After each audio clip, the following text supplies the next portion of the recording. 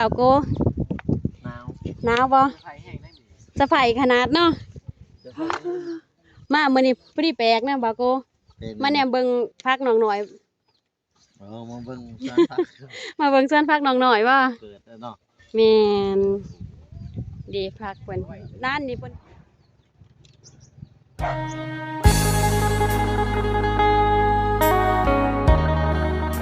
พี่น้องเอ้ยมื้อนี้อาหารส้มตำมะคุงพี่น้องเอ้ยมื้อนี้เพิ่นเลี้ยงสร้างเพิ่นบ่นี่ตำมะคุงเลี้ยงสร้างเพิ่นว่าพี่น้องเอ้ยเมนูมีกระปนปลาดุกพี่น้องเอ้ยแม่น้องหน่อยน้องไม้เพิ่นตำเลี้ยงสร้างมื้อนั้นน้องหน่อยตำแจ่วปลากระเต้ามื้อนี้หันแม่เพิ่นตำมะคุงกับปนปลาดุกเลี้ยงสร้างมื้อนี้พี่น้องเอ้ย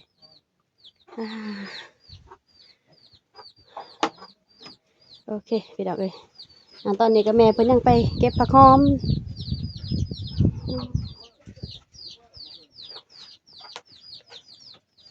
โอ้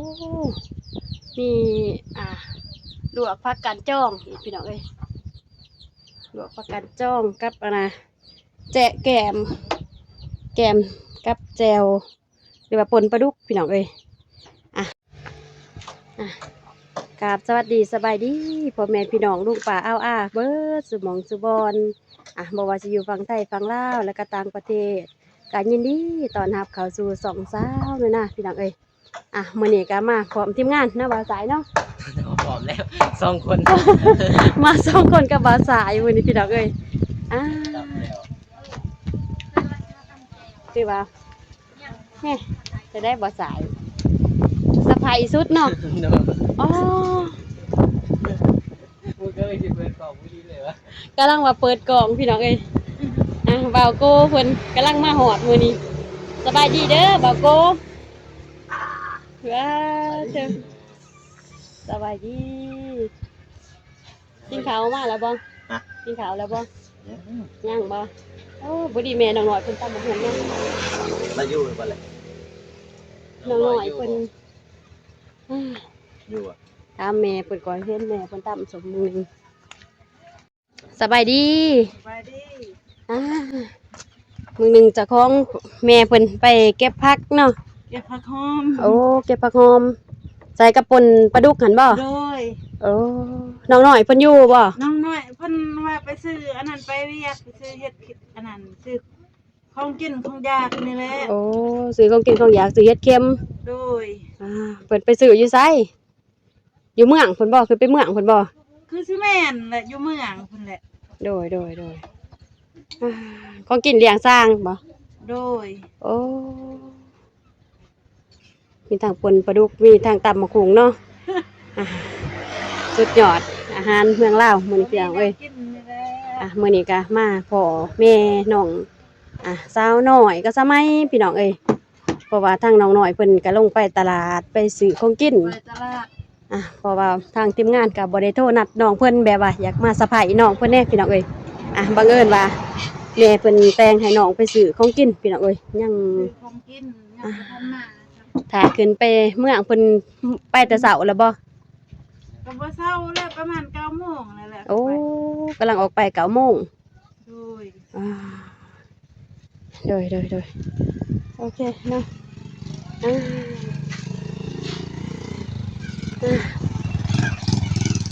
สบายดีบ่าวบันน่ะ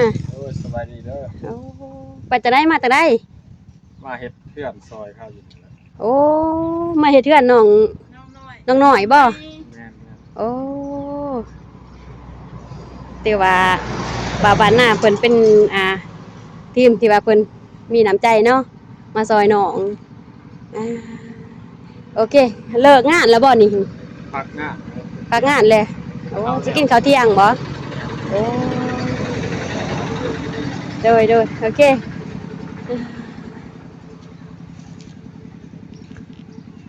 ไปอัปเดตบ้านน้องหน่อยไปก่อนพี่น้องเอ้ย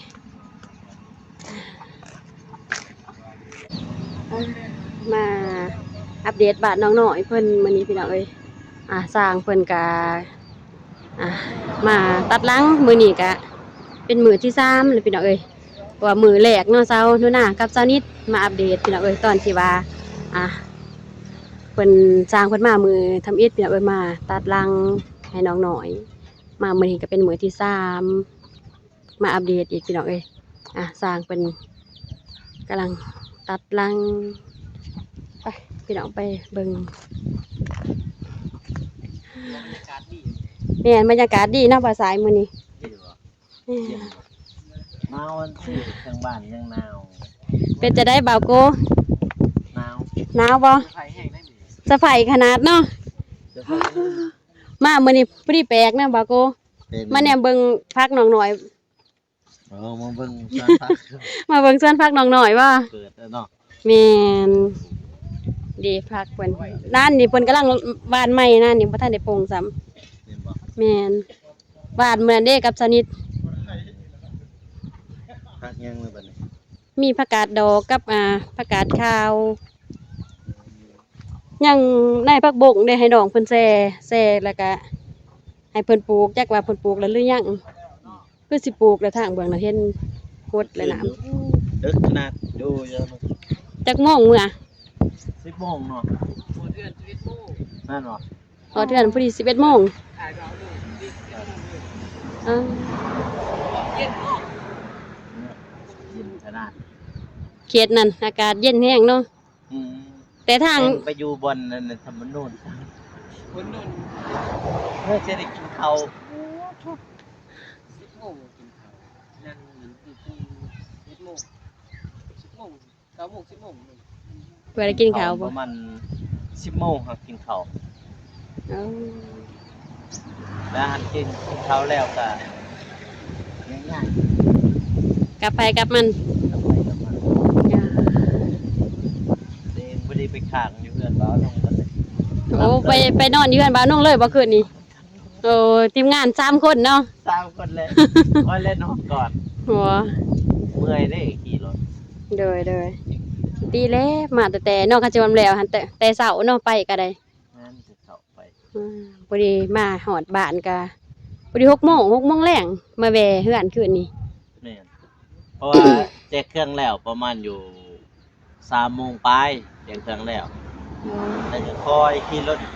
ลงมาหั่นนะ โดย คอยขี่4 โมง5 โมงพอดีมากินข้าวอยู่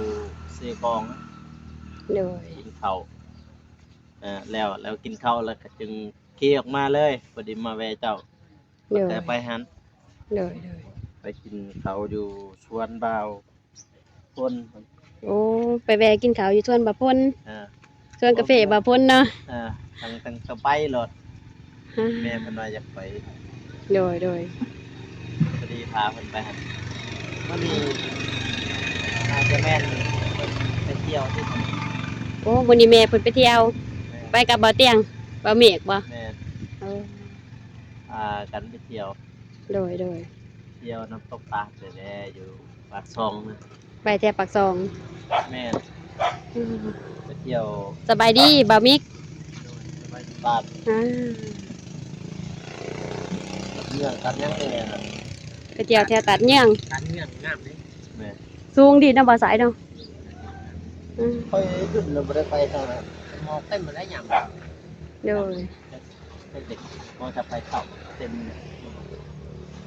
ทางนั้นมันหนาวได้มันเย็นเลย แห้งไปเที่ยวตาดแห้งเย็นคักกะติอากาศก็หนาวอยู่แล้วเนาะ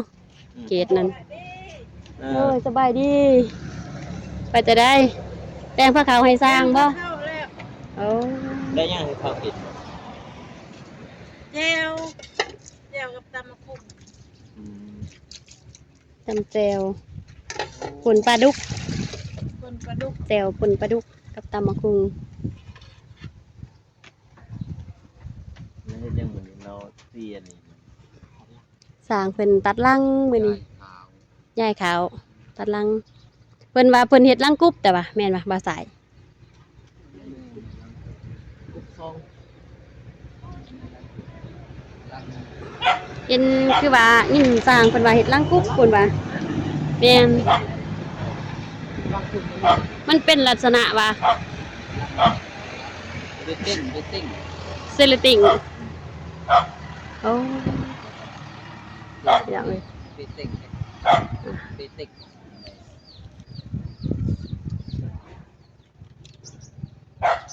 ดอกหน่อยเพิ่นกะเงาลายเติบได้บ่าวโก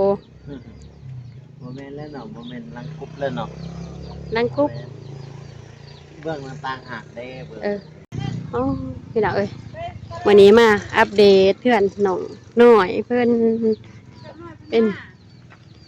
สร้างเพิ่นตัดหลังตามแผนเพิ่นว่าสิเฮ็ดหลังกุ๊บพี่น้องเอ้ยแต่ก็ยังบ่ฮู้จักสิว่ากุ๊บจังไดเนาะอ่าปานุนากับบ่สร้างสิว่าโอ้โหเพิ่นเกาะเฮือนเพิ่นแซกเฮือนเพิ่นพี่น้องเอ้ยส่งเฮือนส่งซ่านน้องน้อยเพิ่นก็งามอยู่เนาะพี่น้องเนาะ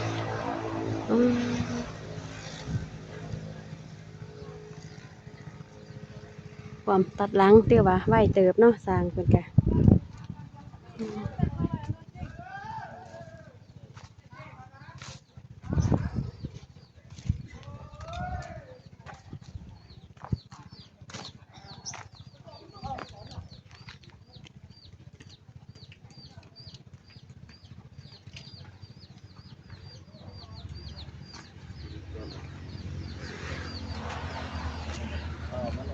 สิแม่นแปลนปูเพิ่นนี่เนาะแปลนปูแต่ว่าแปลนปูบ่นี่ โอ้ย โอ้ เป็นผู้ โดยเพิ่นกำลังเยี่ยมตัดหลังแหลนกับปูเลยบ่โอ้สร้างเพิ่นตอนนี้ก็พักกินข้าวพี่น้องเอ้ยเพราะว่าทีมงานมาช่วง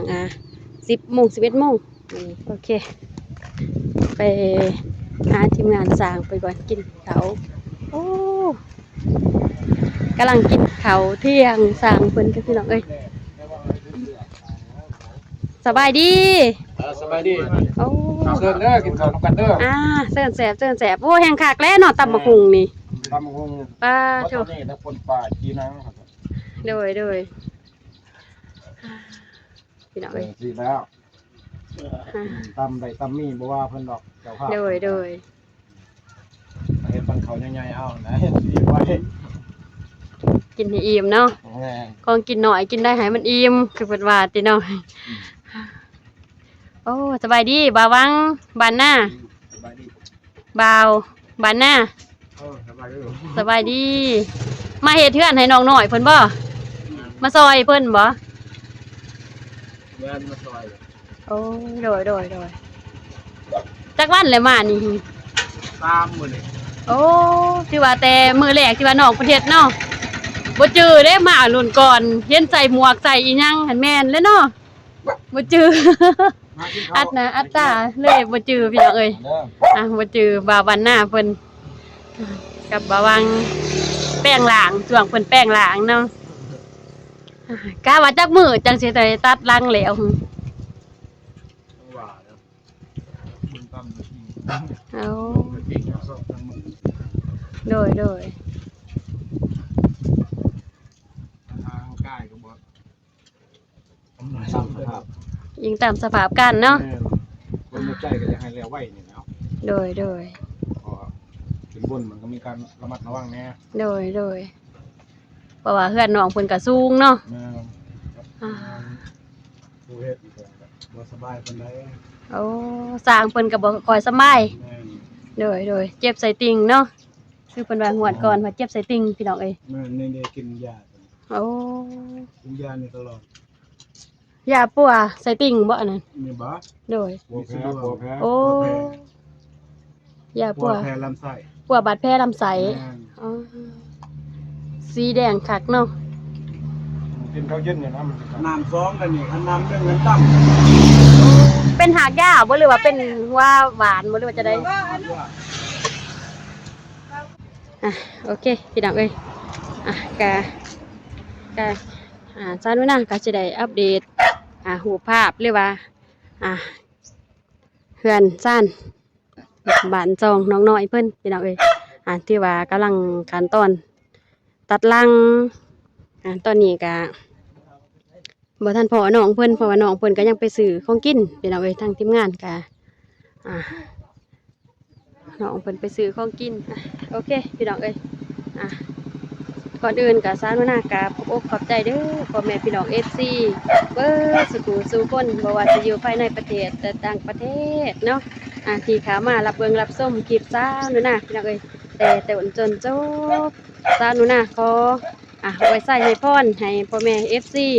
เบิดสุขุสุคนจงมีสุขภาพเข้มแข็งแรงตลอดปีใหม่นี้เนาะเฮ็ดสร้างประกันใดก็ขอให้ประสบผลสำเร็จการเงินการงานขอให้เฮงๆปังๆขอให้อายุมันปันยืนเนาะรับได้เงินหมื่นตื่นบ่ายเงินแสนแบนมือมาให้ได้แก้วมณีโศกโกรธหาจะได้มาพ่านม่านหาจะได้ไม่เบียด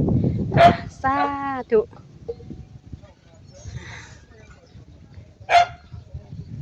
สาธุนะกะจะได้ขอตัวพี่น้องเอ้ยกล่าวคำว่าสบายดีบ๊ายบาย